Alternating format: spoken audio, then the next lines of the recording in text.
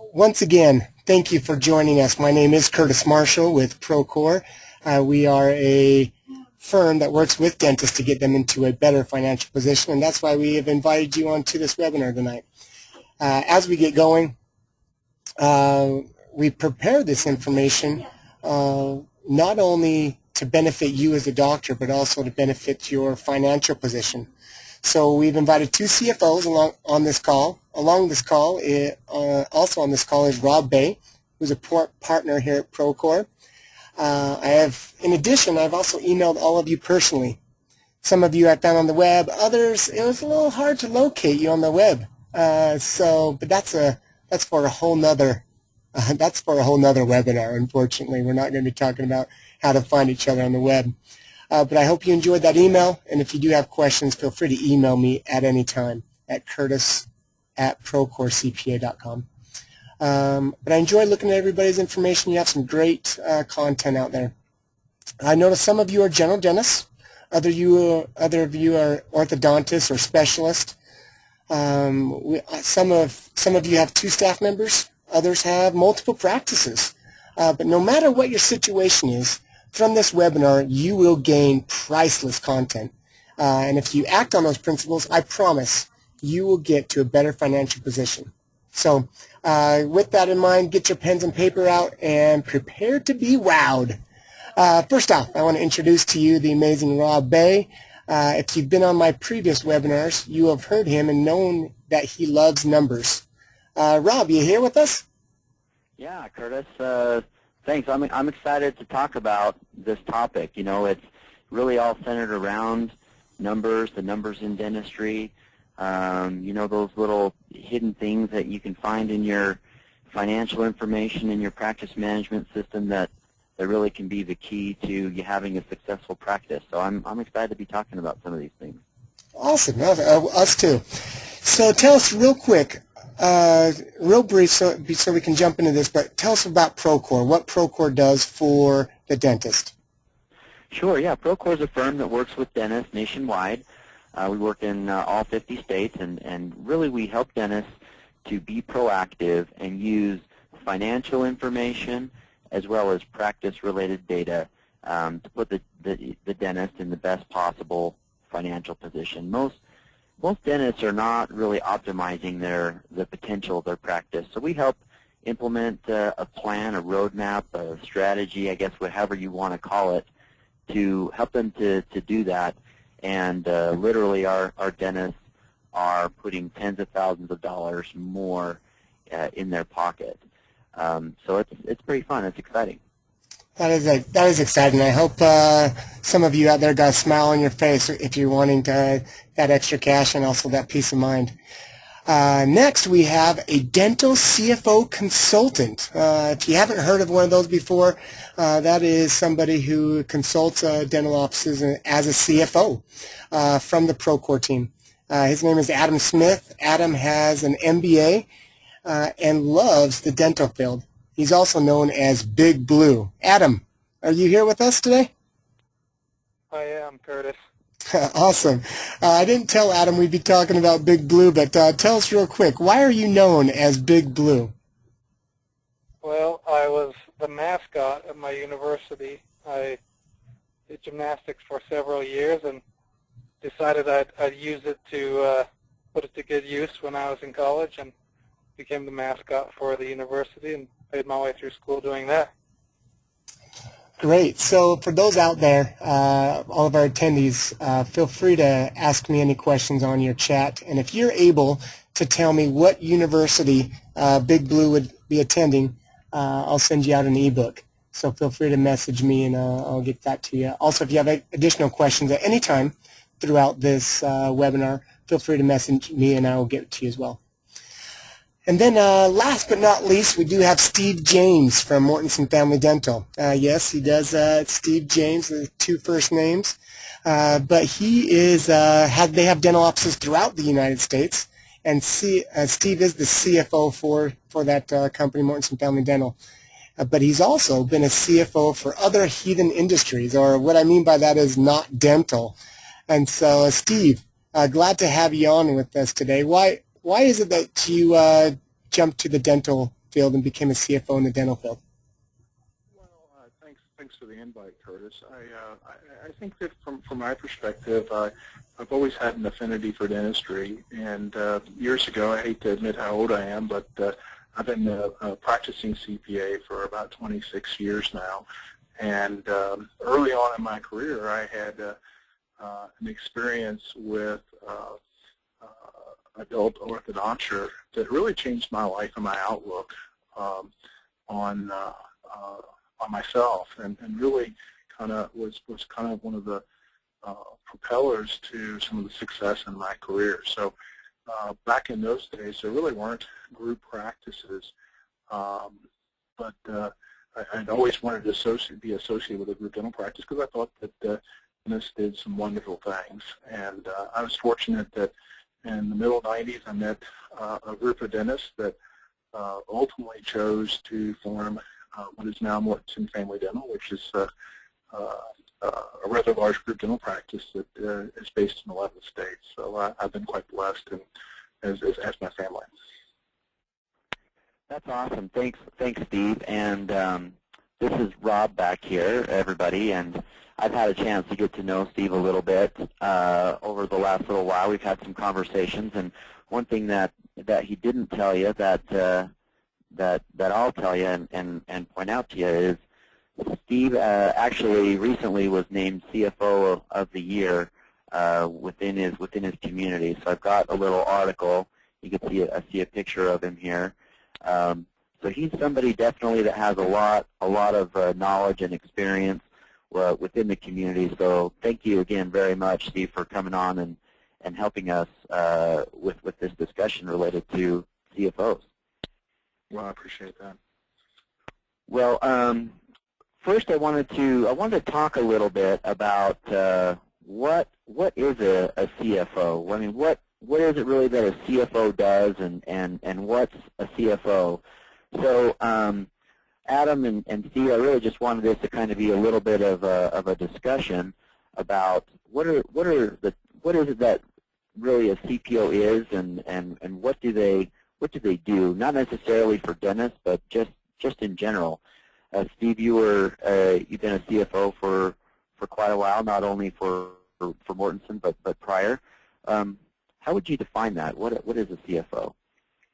Well, I think that the CFO, the best way I would sum up is the financial advocate and financial steward of your business. And I think that before you define a CFO, you really have to define the difference between a CFO and a controller. I think that most folks are not as knowledgeable of the financial side of the business in terms of the roles of those folks. Frequently, they don't completely understand that the CFO and the controller are really fairly two distinct roles. In a lot of smaller organizations, those roles can be codependent, and I would submit to you that a lot of CFOs can act as controllers, but I'm not so sure that all controllers can act as CFO. And I'll explain that in that the role of a controller or comptroller, as other folks are called, is that's a person that is really the financial protectorate of the practice, the custodian of the assets, and it's their charge to make sure that everything is in its place each and every day. So the controller's job is to look at today and yesterday and make sure that everything as it should be. Conversely, a CFO, while the CFO's charge is to look at yesterday today, most importantly, the CFO's job is to look tomorrow. So the way I would sum it up is a CFO's primary job is to look forward and look outward in a business and be able to contemplate the next steps financially the business needs to take. Whereas a controller's job is a person that looks inward and says, make sure that we have everything we're supposed to do. But frequently, a controller doesn't necessarily have the experience or the vision to be able to see what the next steps ahead for the business is. Yeah, I really like that. I really like that definition. Most dental practices don't necessarily have what you consider to be a controller, or comptroller, or a CFO. Most of the time, a lot of this work is left to themselves, or they may have an accountant, or maybe a CPA who's helping them with something here or there. But it's really a distinct role, and I love how you're talking about forecasting out to the future, and really how that helps them make decisions. You talked about from the financial aspect, Adam. From your perspective, how would you define the way that you look at being a CFO, or what might you add to it? Yeah, I'll actually just echo a lot of what Steve said. Steve, I really liked what you said, and that it has to be looking forward. It can't just be, okay, what happened? Obviously, there are a lot of people that can do that, but the CFO is someone who works hand in hand with the owner as the owner develops a vision, or the CEO, if you want to call it a CEO, develops a vision, and the CFO helps the owner understand the best financial strategy to get there and what the effect of those decisions are going to be on the bottom line and on the financials of the practice. Thanks, Adam. And Steve, you'd mentioned before. I'm gonna skip ahead, and then we'll come back. How a CFO is different. From the dentist perspective, the comptroller or CFO may be something that's a little bit foreign, but some of the things that they are familiar with would be a practice management consultant, a CPA, or an accountant. So I'm interested in some discussion about how maybe a CFO would be different than any of these people. Steve, you'd mentioned before in your introduction that you were a CPA. How would you say that a CFO would be different from a CPA? Well, I think that while this is probably something is to your group's advantage that you guys work so intensively with the dental industry, which is quite a uniqueness. Most CPAs really don't have the industry expertise, really have the background to understand the hot buttons that make your business go. I would submit they also probably don't know the intricacies of how a dental practice works most efficiently. A CFO, or in this case a contract CFO, I think because they have a higher level of practical business acumen, I think that they're going to probably be a more effective resource for you in terms of how you manage the financial side of your business. So that's probably my distinction from a CPA.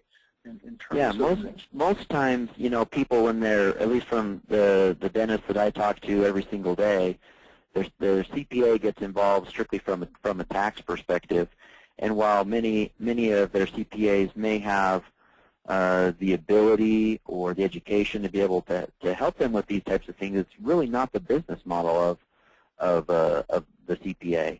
Their business is about telling what happened or compliance, filing tax returns, rather than helping to project and make good business decisions. And I would say that rarely they know much about dentistry. That's where you guys are a bit of an anomaly. There's not really that many practice groups across the country that have enough concentration of dental groups that they really understand the intricacies of how a dental practice works most successfully. Yeah, and while even there's some CPAs out there that specialize in working in dentistry, and there's more out there than solely our firm, a lot of those firms as well, their focus really is around is around taxation, around tax, rather than just overall improving the financial position of the dentist. The terminology, you know, that when we're talking about improving the business that people or dentists are likely most familiar with is practice management consultant. Adam, from your perspective, how would you say a CFO would be different from what a practice management consultant would do? That's actually a really good question, Rob. Practice management consultants, you can think of them more as focusing on the human resources and the entire experience of the practice, more the feelings that people get as they associate with the practice. Very rarely, and I know it does happen, but for the majority, practice management consultants are not diving into your financial ratios and really picking those apart and seeing what things are contributing to certain numbers in your financials, and comparing those with benchmarks. They kind of have a, this is the way that people like to be dealt with. This is the way that I've seen successful practices run. You should try this.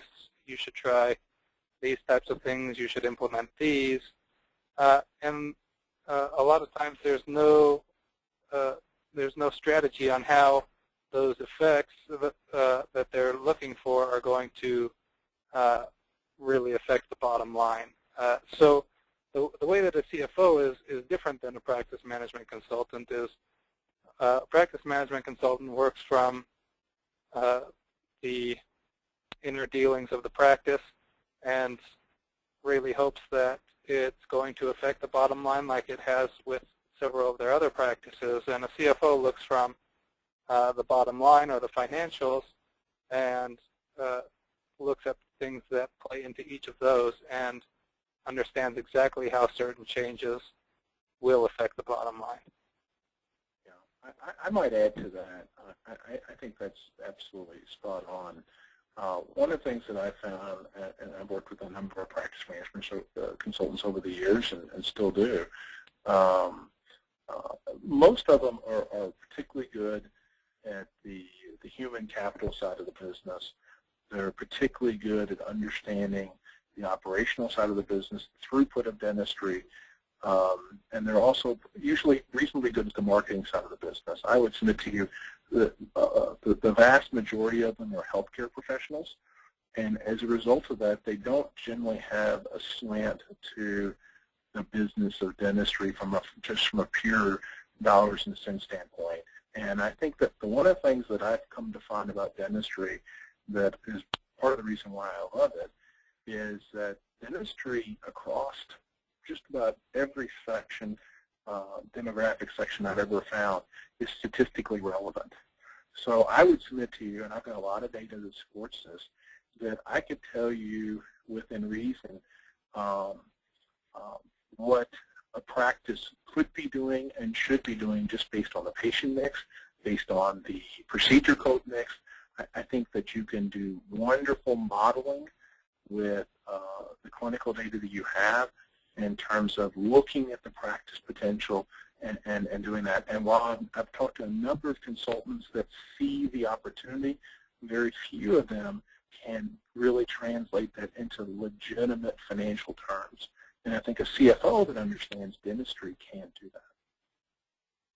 Yeah, I would agree completely with that. You know, a CFO is used to looking at, searching for, analyzing information to find meaning, and from that meaning, help bring about action. And that's really what we're talking about today. That's really the meat of what we wanted to get to. You know, in general, as we mentioned before, a dentist is taking this on themselves. They are not only are they the clinician, but they're the entrepreneur. They're the ones who are setting the vision. They're the ones who are trying to, when I say they, I mean you who are listening, are the ones who are trying to figure out, you know, how do I make this business successful? And so it really brings about the question of why a dentist would want or why a dentist would need a CFO. We all know that dentists get an incredible amount of business schooling when they go through school. I think that they get a semester, but they're thrown into a role where they're business owners and dealing with all these types of things. So I think it's a little bit obvious about why a dentist might need a CFO to be able to help them to be more effective and more efficient and make good decisions. I want to talk really about three main areas about what a CFO would do for a dentist. And a CFO can do more than these things, but these are the really three main things that I wanted to focus on today with this webinar. Number one is they help to analyze financial information. Make meaning from that information, and then bring about what is it that we're going to do about it. Second is they help determine and measure key performance indicators. Steve, you'd started to mention and talk about looking at key practice data, and that can tell you what kind of potential a practice has. And so this, for you listening, these are the types of things that we're talking about. And the third thing is a CFO can help dentists make critical decisions. And so I've kind of broken these out into some examples under each of these categories, and want to talk a little bit about each of these areas and categories, and maybe share some examples that we've come across in these areas. So under the area of analyze financial information, the first thing really that comes to my mind is cash flow. Now, cash flow, when we're talking about cash flow, most dentists, when they think of cash flow, and the way that they measure it is looking at the amount of money that they have in their bank account right now. So let's get Steve or Adam, any thoughts about how a CFO can help a dentist in relation to understanding cash flow?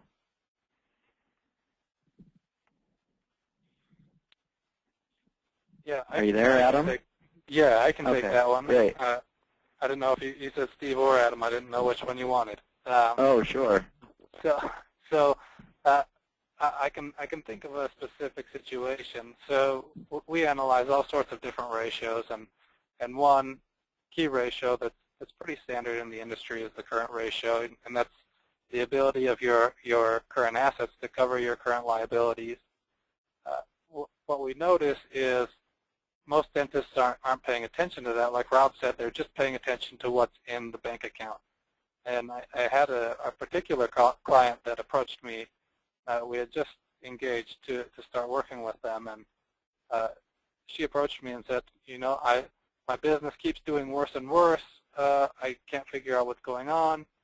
I've put all of this effort in and invested all of this money, and I'm not getting any return on it. And we went through her financials, and it turned out that her current ratio was about 1.1, meaning if there was a month with particularly high costs, she was not going to be able to cover those in that month if she had spent money from previous months. So what we identified is... Hey, Adam, why don't you explain what that quick ratio is, and then a little bit about maybe where what that means and where it should be. Okay, so the current ratio is your current assets, which are classified as any assets that can be quickly converted into cash. In dentistry, generally, that's your checking and savings accounts. There are a couple other things that play into that if you have some inventory. But particularly those checking and savings accounts, and then it's the ability of those current assets to cover your current liabilities, meaning anything that's going to come due within a year is your current liabilities. And when that's just above 1, that means that all of the current assets you're earning for the year are barely going to cover your current liabilities. And like I said, hers was particularly close to 1, and she had several months where she actually had to dip into a line of credit to cover some expenses. And what we identified, and like I said, this was fairly close to right when she came on, through our first financial analysis, was that her accounts receivable, without her knowledge, had creeped up to 145 days, which is really, really high, obviously. And so, there was over $400,000 in accounts receivable. And I started prodding into what had happened, and she had terminated the person in charge of accounts receivable, and the billings weren't being handled correctly and weren't being done at all. So we hired a company to come in. She didn't have to bring on a full-time person to do it. We hired a company to come in at a certain percentage of what they collected, and over the past 3 months since we've been focusing on that, her net income for each of those months has been over $40,000, and her current ratio is now up to 1.7. She said she hasn't had any cash flow issues since she started focusing on it. Where, you say 1.7, where, if a dentist is going to go look this up and see what their current ratio is, because I'm guessing it's not something that's normally on the top of their mind, where should that number be? You mean in what range should it be? Yeah. Comfortably right around 2. It depends also on the size of the practice, and a lot of different things play into that. But for a normal practice with 1 or 2 dentists, right around 2 would generally be a comfortable range for that person to be in. Great, awesome, thanks, Adam. So I'd encourage any of you who are here and listening to go look that up and find out where your current ratio is. It's a key thing to look at and a key thing to know within your practice. And you can find those things on the balance sheet. If anyone's wondering, if you pull up your balance sheet, it'll have a category for current assets and a category for current liabilities. Perfect. Thanks, Adam. I was going to add to that. I think that certainly one of the things that interesting. So we monitor actively at Mortensen a number of key ratios, and we have target ratios that we monitor our performance against. And interestingly enough, that I'm just looking at the key barometers that we use every month, and our target ratio for a quick ratio, our current ratio, is 1.9 to 1, which is obviously close to the 2 to 1 that you were describing. One of the things that we do is we monitor the cash ratio, which is our ability with just our free cash flow to manage our current liabilities. And we have a target that's not obviously quite 2 to 1, but we'd like that number to be as close to 1 to 1 as possible. And as we see that number dwindling, but the current ratio going up, we know that that typically is going to be a translation to our receivable turns slowing down, that we have a collection problem. And I think, to Adam's point, I think that's one of the things that just over the years I've seen that most dental practices do a very poor job, is just managing their outstanding receivables. That frequently you find they have a sufficient amount of assets, they're just not liquid enough. And so over time, one of the terms that we use here at Mortensen that we're very, very attuned in is what we call DSO, or Day Sales Outstanding. So we're trying to monitor actively those receivable days and keep them as low as possible. And quite honestly, because the insurance companies actually, through electronic claims and so forth, and if you actually collect the desk properly when service is rendered, which I know a lot of clinicians don't do as good a job as they like, we found that you can reasonably expect that your receivable days could be lower than 15 days. And I think that a lot of people that think that's impossible, but I'm here to tell you at Mortensen our DSO is 12. And simply because we, over time, actively monitored the collection of receivables and worked extremely diligent in making great financial arrangements at the desk. And it's proven to become one of our financial strengths because we don't, and even with that said, we still send, just like everybody else, we send a lot of statements out, but that's something that we're constantly working on because that's a huge hidden cost in every business is the cost of just collecting those dollars. Yeah, accounts receivable is, I mean, we, Adam and I, as well as multiple others today, had a fairly lengthy discussion as we're talking about accounts receivable and really the noose or the anchor that it puts around the leg of a dentist if it's something that they don't have under control. So cash flow is something that your CFO can help you to look at and analyze. And another one is yeah. One Go ahead. additional thing to add to that is a lot of the way that a lot of practices are set up. If you're paying off of production, you've already paid all of the costs on everything that's sitting in accounts receivable, meaning that's money that should be going right to the bottom line.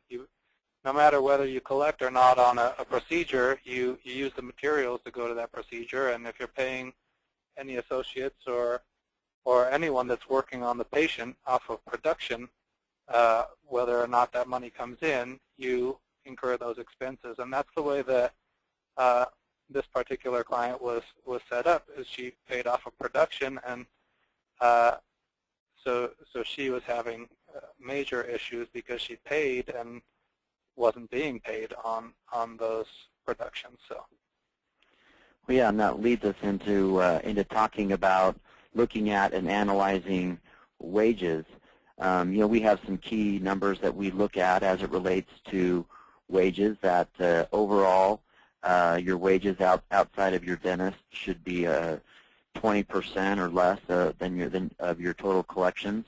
Also, as it relates to hygiene, and this is one as well when we look at this number, that a lot of times this is something that's not in line, but your hygienist wages should be somewhere in the ballpark of 30% or a third of the total production or collections from hygiene. I got those right, Adam? yeah, you have those right. Usually we try to go anywhere from 25 to 32% on those wages of production. I would agree. What do you see, Steve, or where are you guys benchmark for? We're benchmarked basically from between 24 and 33, depending on where we are in the country. Obviously, if we're sitting in Utah or Louisville, Kentucky, where there's just a great deal of a number of hygienists, we can be a little bit more cost-effective on salaries for both dentists and hygienists in terms of the commission rate we pay. Whereas if we were in, let's say West Texas, where it's a little bit more challenging to find those folks, we're going to pay a little bit higher commission rate. But the one thing that we do, and I believe in passionately, is that everything we do is we pay it off collections, and that's one way to control those costs. And one of the things that we've gone into over time, and I know this might be a bit controversial, is we believe in the concept of open book management. That if you share your books with your team, with the exception of payroll cost, that you're going to find that perhaps your staff will get into the ownership of the profitability of your practice. And I know that's been a bit controversial, but I guess, not to be boastful, but there's a bonus system that I helped create that has been bantered around in some consulting things across the country called PSLM, and we've been doing that successfully now for about a decade. And I would challenge most folks to find out what bonus system has been able to sustain the passage of time that's still based off of some level of profitability for the dentist where everybody wins. Yeah, any time when you can align your employees' goals with your own, that's a win-win. And so I definitely think that's a great thing to look at. So a CFO can help you in looking at and analyzing where you're at and where you should be, and if you should be expecting more, or a lot of times you hear from your employees that they're working as hard as they can, or they feel overworked, and this is a way really for you to get a good gauge and an idea of whether that's the case, or they just have become accustomed to their workload, and now for some reason it's increasing. The second area, that area that we were talking about, or that I want to talk about, that a CFO can help you with, is determining and measuring KPIs, key performance indicators. These are the things within your practice that are either contributing to your success currently or will help to augment your success. When Steve had mentioned earlier, by looking at some key statistics, he can see what the potential is of a practice. He likely then knows from there, these are the areas, or these are the things that we need to focus on and measure, because the things that you measure, ultimately you focus on, and those things improve to be able to get to that area or get to that potential. So determining what those things are, there's definitely some art and some science that goes into, probably more science than art, in looking at those numbers, figuring out what it is that's going to help your practice to be able to be more successful. So I want to talk about a couple key performance indicators. One of them is production per patient visit. That's a key performance indicator that your CFO may look at and say, this is a key statistic that we need to be watching and measuring. And then from there, it needs to be determined what are the things that are contributing to this statistic. Adam, you were telling me here just recently about a situation that you were working with a dentist on this particular KPI. You want to share with us a little bit about that story and maybe what some of the contributing factors were to help improve this KPI, and where we should be seeing this KPI? Yeah. So this particular client is one who had a very large patient base, and like Steve said, when you see these numbers come in, a lot of times, just from a few different numbers, you can see where the practice should be. And to give you a good idea of where this practice should be, at this size of a patient base, he should have been collecting around $1.6 million a year. And his collections for the year ended 2012 were just over $700,000. So automatically, where my mind went was, okay, what's going on with his production per patient visit? Obviously, he's having a lot of patient visits. What's going on with the production there? So we took an average. We actually just took the average from his best month ever, which he had in July, and his average was just over 200, which what we have seen as an industry-wide standard is about $300 production per visit, which basically is a good mix of dental work, actual work that the dentist is doing, and hygiene. So essentially, we have several of our practices whose hygiene departments were producing more per visit than this practice in total. And so I spoke with the owner of the practice and just kind of picked his brain about what he was doing as far as case presenting went, and set a few things in place that he could make sure he was doing every time he was presenting treatment to a patient. And over the last month, his average since our appointment has been 267. So at his patient base, that adds over $200,000 to his collections for the year. And that's one thing that we definitely need to be focusing on, because you can feel, and we say this all the time at our firm, being busy doesn't mean you're being productive. Although you feel like you've had a productive day, you can be really busy and very busy like this practice was, and only bill out $3,000 to the insurance. Well, and you know, like you said, that increase to them was about $200,000 that will equate to this year, and that's without bringing any additional costs. Are there any additional costs that came about in getting that extra production? Well, if you think that additional cases are going to be accepted, then there will be some costs of lab fees and other things associated with that. But other than that, no, I mean, you're not going to have to pay additional hygienists or anything like that. So a large percentage of that then is able to go directly to the dentist by focusing on and improving this statistic. So it's a pretty key statistic. It's you know, one of many things. I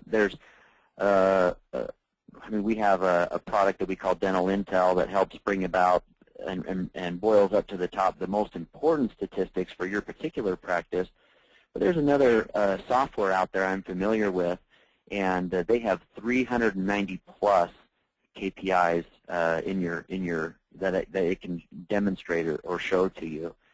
And really, it's a matter of knowing which KPIs are the most important, because there's no way possible really to look at or measure 390 statistics.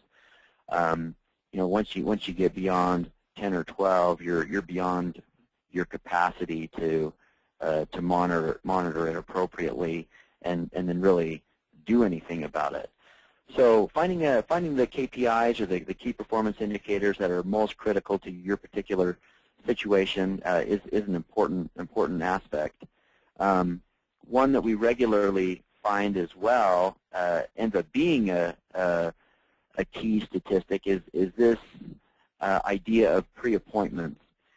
And Steve, I don't know if this is something that you guys look at or you measure within your practice, but the way that we go about doing this is we measure how many patient visits do you have scheduled in the future from today forward, and then we divide that by how many active patients you have, meaning those that you've seen in the last 18 months, and that gives you a number. We regularly like to ask dentists where they think they are in relation to this statistic, and they typically say somewhere in the ballpark of 60 to 70%. And I think Adam, that you told me that you'd never had anybody tell you less than 60%. Is that right? Yeah, I haven't ever had anyone come in below 60%, and I've actually had people come in as high as 100%. So. Well, the average that we find in looking at this is somewhere in the low 30%. And we have a benchmark that we shoot for of trying to get this number to 80%. But so many practices are focused on bringing in new patients that they're not as focused on what they're doing with their current patients, and they're just ending up falling off you know, out the back door. So this is. I was going to say, if you don't mind, I couldn't agree more with that. That's actually a point of emphasis.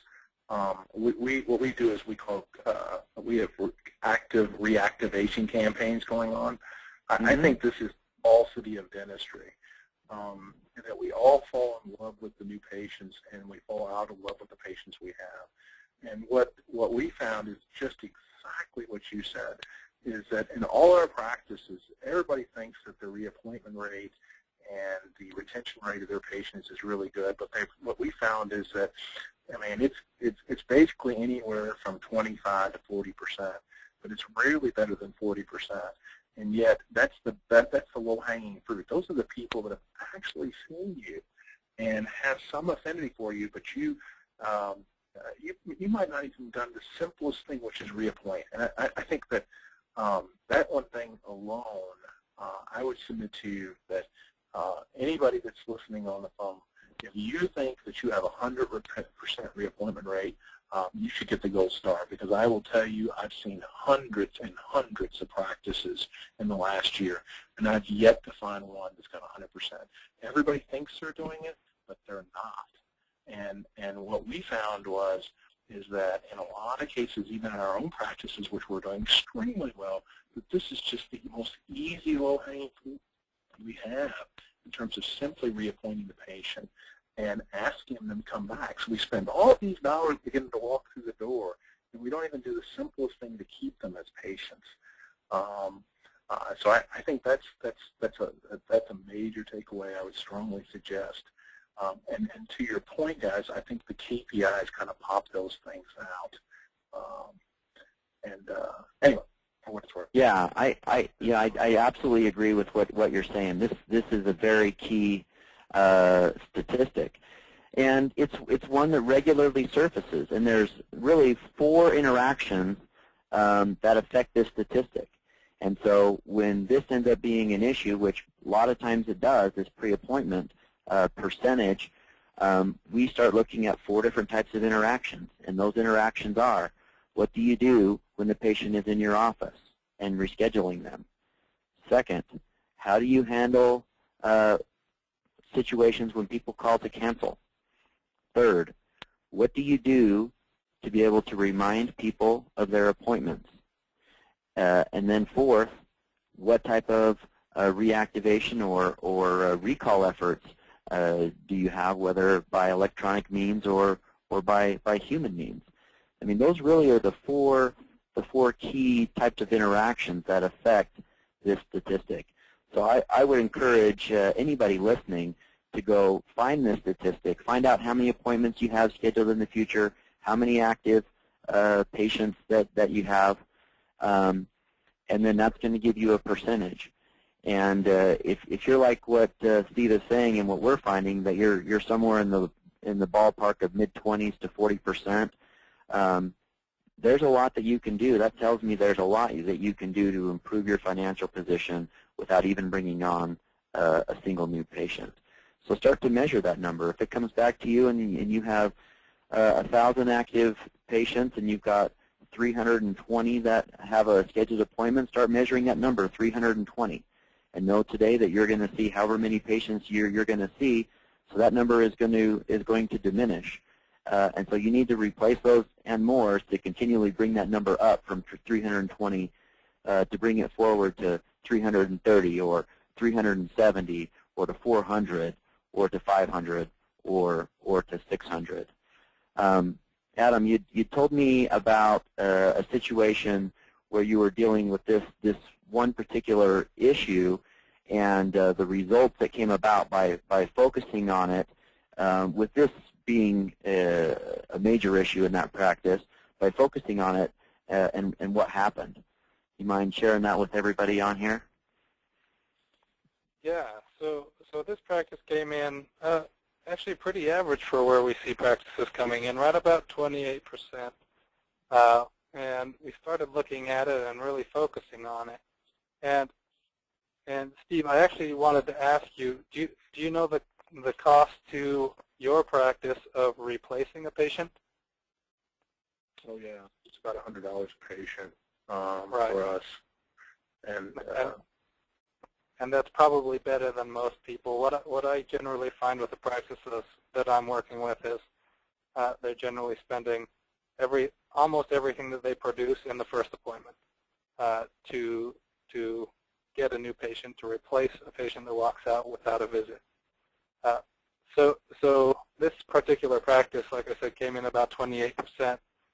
We put a couple of procedures in place to make sure that the proper communication was happening at each handoff, and that the patient was never just being left by themselves to walk up to the front, and several other things that, as far as verbiage goes, to make sure that we were driving that number up and that no one was leaving without a pre-appointment percentage. And over the course of 1 month, they increased 10%.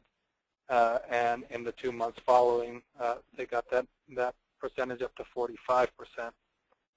Just to give you an idea of that was our focus for those months, was getting those up, and the effect that that had was that June was the highest month they had ever had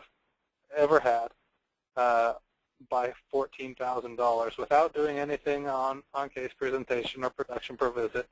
That their schedule was so full that their collections for that month were $14,000 higher than any other month they'd had in the past. Yeah, Adam, one thing I like to suggest is something else that we found that's sort of along the same lines as just what you described, is what we found is that more often than not, our practices have capacity. And if there's a willingness to say yes in the practice and do same-day dentistry, because that's what the patient may, if they're willing, you should do it, we found that to be the most profitable form of dentistry that can be done. And I think that's usually low-hanging fruit in most practices, because I think it's just a mentality to reappoint, and yet that's probably not what the patient wants to do, because I think that the reality is, whether we like it or not, as the patient's walking towards the door, the other priorities of what's in their life usually usurps dentistry, and that's the reason why we don't get those patients back. So if the opportunity exists to do the dentistry now, or in very, very short terms, we need to do it. Definitely, I can see how that would be really important. We had been tracking with one of our practices. This just kind of reminded me of that. Their continuing care pre-appointment percentage was over 80, but for the entire practice they were at 40. And what we had come to the conclusion was that this particular practice did over 2,000 treatment plans per year, and what we boiled it down to is the doctor said on his good days he's at about 60% case acceptance, and so basically what I pointed out is, okay, that's essentially 1,200 patients who are saying yes and 800 who are saying no, and of those 800, now they're leaving. They've got an appointment scheduled for hygiene, possibly, depending on how it's scheduled in the practice. But they're leaving saying, no, I'm not going to get that treatment you just recommended for me.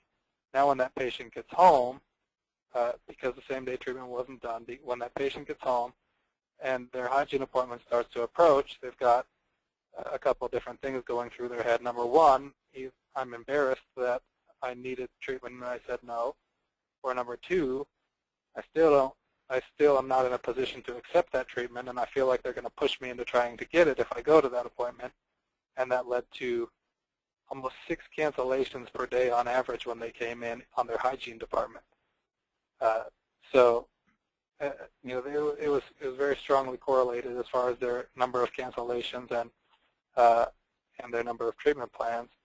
And I think that speaks a lot to being able to do same-day dentistry and get them in when the need has been created, and not giving them the chance to say no and then become embarrassed and then cancel and not come back to the practice.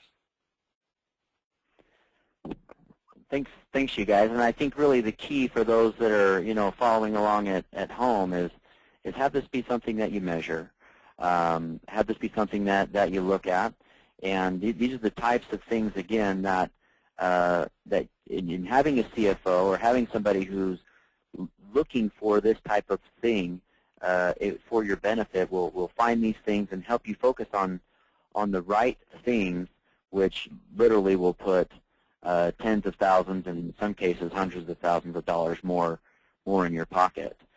Well, we're getting close on time, and so in that last section we were talking about helping make decisions, and I've got I guess 4 different things, and let's just talk about one of them. And so I'll let you, Adam, and Steve, or whoever speaks up first, decide which of these we talk about. And helping make decisions, I've got whether you open a new office or not, whether you decide to bring on an associate, whether or not you're going to sell your practice or how you go about that, or how to be able to reinvest or make good decisions with your excess income. Any one of those stick out to either of you two? Steve, I spoke up last time, so why don't you choose this time? Give me the choices again, because I think that Well, I was going to open a new office. right. Whether to open a new office or not, whether to bring on an associate or not, whether to sell your practice or how to go about selling your practice, or CFO can also help you to make good decisions whether how you're going to invest your excess income or whether you're going to reinvest that income. Well, the associates is a good one. The new practice is one that we deal with quite frequently. So, what's your preference there? Let's go then on to the one about an associate. This a lot of times is a struggle that practices come across. A practice starts or is purchased. The dentist is doing well. They're working like crazy. They're starting to make good money, and now all of a sudden they want to change their lifestyle, work less, spend more time recreating or with family, and they come to this decision of whether can I bring on an associate, can I not bring on an associate, and it's an important decision, and a lot of dentists have a hard time making this decision. And all of these things that I just mentioned are all things that CFO's responsibility is helping you have good information to be able to make right decisions. They're not making decisions for you, the dentist, but are bringing about that information so you have everything available to you so you can make a good decision or make the right decision. What might be some of the things that you as a CFO, Steve, would look at or consider for a dental office that's contemplating bringing on a new associate? Well, I think there's several things that I would probably look at. I think that in terms, and I would probably break the decisions the way you looked at it into two different options. One is if, and we frequently deal with this, where a dentist has built their practice up, and they want to perhaps work a little bit less because they're getting comfortable with their lifestyle, and they can be able to sustain the level of income they want to with their personal income. And one of the things that's unique about our group is, and I don't know if most people know this, but we're owned by dentists. We're just a large practice, just like the rest of you guys. We're just happen to be a collection of a lot of dentists. But the way we look at it is we make a distinction between the wage that I pay myself as a dentist as opposed to the profits of the practice. And that's important when you're taking a look at your associates, because we're going to say that it's our expectation. Let's use a simple example. Let's say it's our expectation that the provider part of the practice can produce $100,000 a month, and I want to in our case in Louisville, we're paying 25% to our dentists. We're paying $25,000 to that doc, and then what we're going to have is, after everything's left over, after the doc's paid, we expect to make 20% profit. So if it's a situation where the doc's wanting to cut back, we're going to say, listen, that's great that you want to cut back, but you still have to look at your practice as an investment, and in terms of if you want to continue to get that 20% return on the practice, or $20,000, you've got to bring us. You have to have a sufficient number of provider hours to serve the patient base, because contrary to what most of us believe, patients generally have choices, and in terms of where they can seek care. So we have to create access to care in the most consumer-friendly manner as possible. So that's one method in terms of when we're choosing to bring on an associate doctor with what we call a lead doctor. And in those situations, it's simply a matter, do we have the ability to deal with the demands of the patient base? The other one, which is quite a bit more sophisticated process, is a situation of a growing practice. And it's a combination of what we'll call the patient encounters, which would include the hygiene check-offs as well, and the new patients. One of the things that we found is that if a doctor's processing much more than 100 new patients a month over a sustained period of time, we think that the numbers, there's a diminishing return. And in fact, it's our opinion that most doctors in the sweet spot over long term optimally are handling somewhere in the range of 50 to 70 new patients a month. And if it gets much higher than that, we start looking to bring in a second doc in, or a third doc, or whatever that might be. Another thing that we started looking at, and this is a little bit different approach, but it has to do with more mature practices, is maybe perhaps the number of new patients isn't as high, but the practice is quite full with hygiene patients. And if the docs are checking off too many hygiene appointments per hour, that's also going to cut into their productivity. So that was actually an analysis I just did for our group recently. To your point, Adam, we were having situations where we had a number of our docs, and it's interesting to use the $300 number because that's our target as well, is a number of our docs were producing around $250 per hour. And the reason why the numbers were lower was simply because there was too many hygiene checks per hour, and it was cutting into the overall productivity of the doc. So we knew that the hygiene hygiene checks probably weren't doing as good a job with case presentation. And if we brought an associate doctor in there, we could simply redirect a lot of those patients, and in particular the checks, that we could be doing more same-day conversions with those hygiene patients and actually fulfill an associate doctor and increase practice productivity. I think the one thing that I would strongly advise against all the dentists is you don't bring an associate doctor in when the practice is going down, or a situation where I'm saying I think to be retiring. You need to be in a situation where the practice is progressively growing, or a situation where you're simply willing to share. Yeah, I want to echo that, Steve. We get a lot of people that come in and their collections aren't where they want to be, and say maybe I need to bring on an associate so we can double up on the work, but their patient flow won't support an associate. I think along with what you said, in those growth stages, as you bring on those associates, you need to make sure that the bottlenecks are where they need to be. For example, if your bottleneck is your patient flow, obviously that's not where you want to be on bringing on an associate. We had a particular client who he came on, he was right in all the ratios that we wanted him to be as far as profitability, and he'd been working 4.5 to 5 days a week, and said, I need to spend time with my family now, I really need to cut back, and his growth was almost enough to support an associate.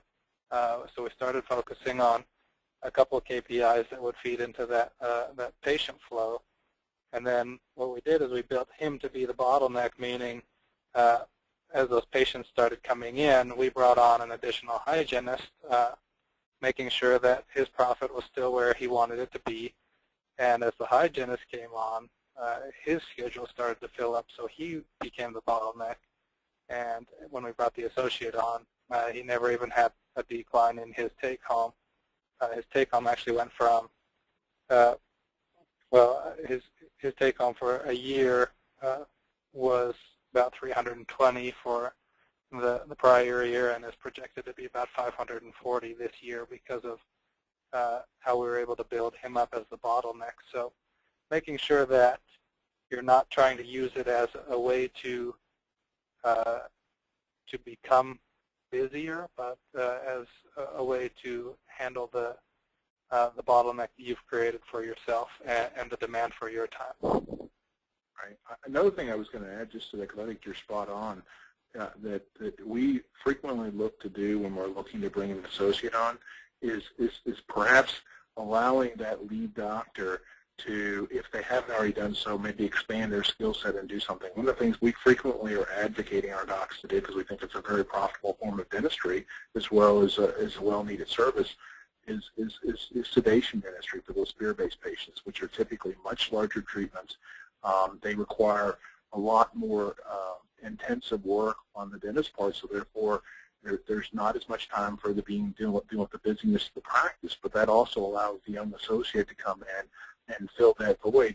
And frequently those fear-based patients, because they're just much larger treatments, kind of fills the gap.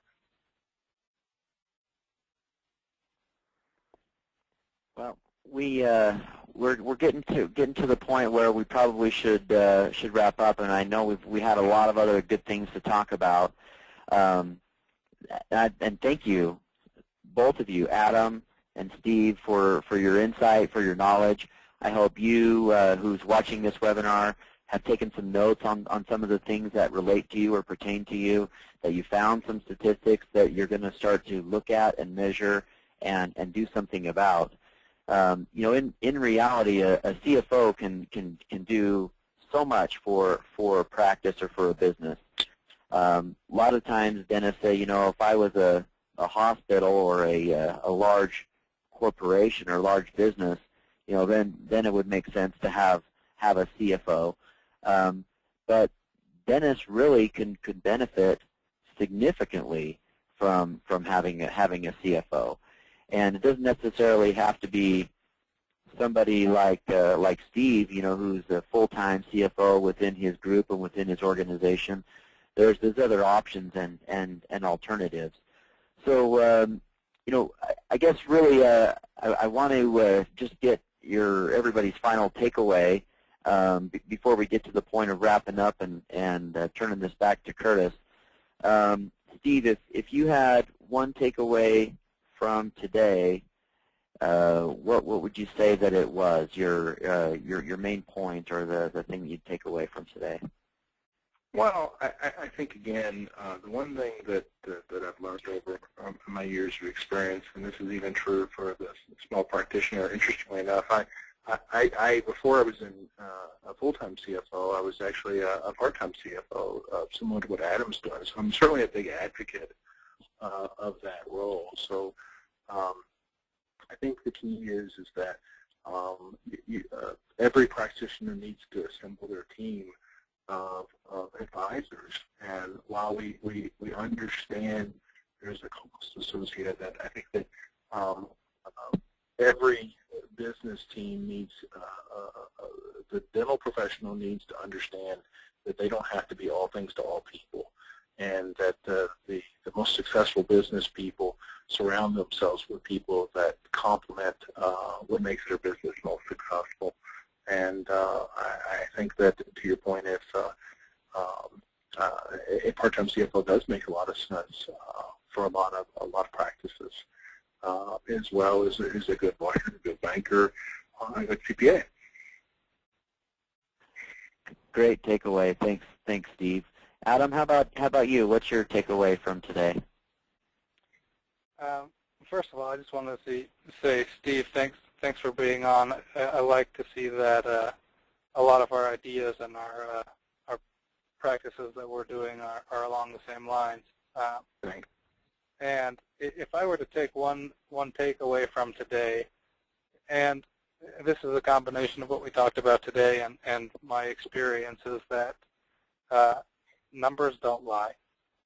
When it comes down to the bottom line, you can trick yourself all you want that there's not really a reason why the bottom line's not what you want it to be, and feelings can sometimes be deceiving, but there always is a reason why the bottom line ends up being what it is. Yep. Well said. Thanks, Adam. You know that really goes to the point of a situation that we were talking about quite a while ago, about sometimes we get in the point of making emotional decisions. And the latest thing that happened is what we feel is pervasive all throughout our company and our practice, or what the squeaky wheel brings forward. But looking at the information, looking at the numbers, you know, they don't lie. They tell the story. My biggest takeaway really from today is the fact that if you as a dentist out there are frustrated with what's going on with your practice, just know that there's improvement that can happen. And by finding and knowing these key performance indicators, by you making good financial decisions and analyzing that information, whether that's something that you can do yourself or you have help in doing that, by doing those things, it really can make a tremendous impact to your practice. Whether you're a practice that's struggling financially and are wanting to get to a point where you feel like your head is above water, or you're a practice that's already very successful. Some of the clients that we come across that we have the greatest success with, a lot of times are practices that are already incredibly successful. And by implementing and bringing about a few other things, it takes that practice to the next level. So that's, I guess, really my takeaway. Curtis, you've been listening to a lot of this discussion. How about you? What's your takeaway from today? Wow. If I can just say that, wow, and thank you to both of Steve James and also Adam Smith. You guys were amazing. Well, geez, a lot of them took my thunder, which I was going to say, but the biggest takeaway I would say is we discussed so many things and we want to discuss more. So for those that want a little bit extra, want to know more about the subjects we're going to discuss, please give me an email, or you can text me. Most of you should have my cell phone number. If not, I'll give it to you here in just a moment, and I will send you out some more information. Interesting enough, I had an office email me before this webinar, and she said something funny. She said, if I were a hospital, and just like you were talking about, Rob, if I were a hospital, I would need a CFO. But I'm a dental office, and I do not need one, nor can I afford one. And I think that's why a lot of people jumped on today, is because they don't think that they could, or didn't know if they could afford one or not. And so that's what we'd like to show everybody today, is that you can afford one. Now, I have got this great opportunity that Rob has been able to let me offer to everybody today. And it is getting your first month of getting a CFO for free. Now, with my calculations, I calculated that a dental assistant makes about $10 an hour. Well, you can have a CFO, an Adam in your back pocket, or a Steve James in your back pocket for 1/3 the cost of an assistant, if an assistant was $10. So, with that in mind, we would love to show you what we could do. We would love to show you how a CFO, or even if a CFO, can help you in your practice. So call me or text me by midnight tonight, and you will get your first month of a CFO for free. No gimmicks, no contracts, no wool between your eyes. This is a risk-free opportunity, just like joining on to this webinar today. It is a risk-free opportunity of getting your first month for free. So my cell phone number is there. It's 801-380-7070. And we will also waive that setup fee for you if there is a setup fee. What's your email, Curtis? Oh, yes, thank you. It's Curtis, C-U-R-T-I-S, at procorecpa.com. And hopefully you have that as well. But once again, that's Curtis, C-U-R-T-I-S, at procorecpa.com. But once again, a two-clap for all of the wonderful information that we got today. Steve was awesome, and so was Adam. Rob, you brought some great points to the table. But we would love to offer this free month, risk-free CFO for you. So please feel free to give me a call by midnight tonight. Anything else you want to add there, Rob?